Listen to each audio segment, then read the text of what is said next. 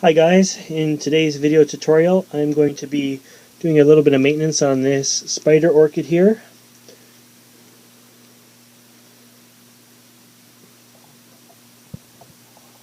This is in the Oncidium family. It has big blooms on it that kind of look like a spider. That's why it's given the name. They have long sort of tentacles, but this one's pretty much done blooming. The blooms are falling off of it now, so it's time to clean it up and tuck it back away and give it a good growing season again.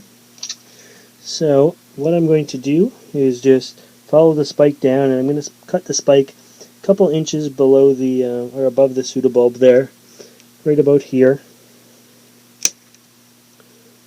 And we can remove that spike. And you can see the flowers on that there. These flowers don't last as long as some orchids.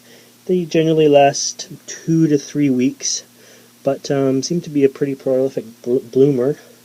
I'll remove the metal post as well. This spike here, I don't know if you can see this bulb. That. Okay, so that spike came from right here. We just cut it off. That's actually the third bloom that this one bulb has had. It had one right in here. You can see the dead spike that I've already cut off, and one right here. So it was actually the third time that one pseudobulb has bloomed. I'm expecting 2 new bulbs off of it down there now. And so we're just going to clean that up and put it in a nice bright spot in the greenhouse. And what I'm going to do is switch that one out, and I will show you what the spider orchid buds look like, because I have another one of these Brassias about to bloom. Hold on one second. Alright, so we're back with the next spider orchid here.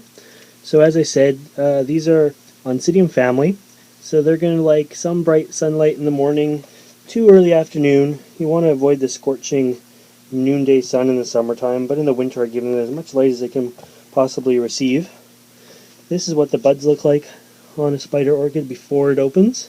They're quite long, thin, and you can see from my hand, even the buds are 4 or 5 inches long.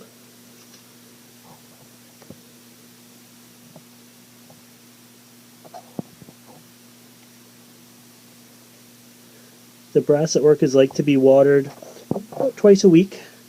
I have it in a net pot, so it has a bunch of holes in it. Drains fairly freely, dries fairly quickly, but never likes to be too dry for too long. Other than that, these guys appreciate a good amount of fertilizer. You never want to use a fertilizer full strength on an orchid, but a diluted 50% mix is good for these guys when they're in active growth.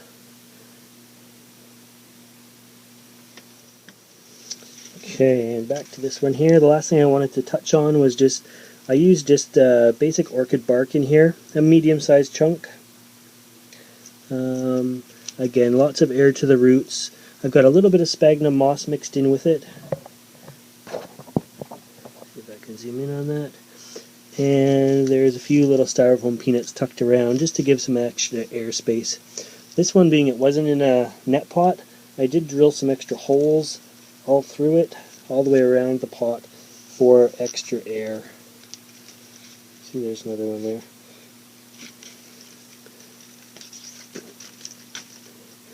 And that is how you cut the flower spikes off a spider orchid,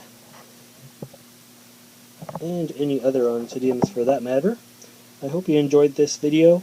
If you liked the video, please hit the like button, and if you want to see more videos like this, please subscribe to my channel. Thanks for watching.